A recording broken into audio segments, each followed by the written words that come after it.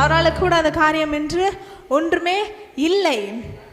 பாருங்க, பணத்தால, பதவியால, மனித பலத்தால, மனிதனால செய்ய முடியாத காரியங்களை அவராலே செய்ய முடியும். உங்கள் வாழ்க்கையில் பணம் பாருங்க, 4 கோடி வச்சுருக்கீங்க. நீங்கள் எத்தனை கோடி வச்சுருக்கீங்க? 4 கோடி வச்சுருக்கீங்க.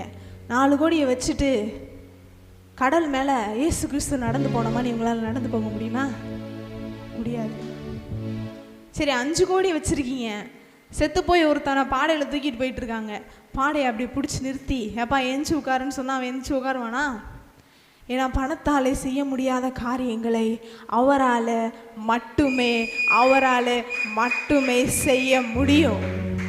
நம்ம எவ்வளோ பணம் வச்சுருந்தாலும் ஒரு பெரிய அதிகாரியாக இருந்தீங்கன்னா அந்த அதிகாரம் அந்த ஒரு குறிப்பிட்ட வரம்புக்குள்ளே மட்டும்தான்.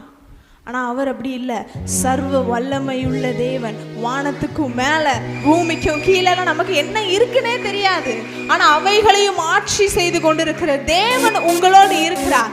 அந்த மாதிரி எல்லாவற்றையும் செய்து முடிக்கக்கூடிய தேவன் உங்களோடு இருக்கிறார் என்பதை நம்ம தெரிந்து வைத்திருக்கணும்.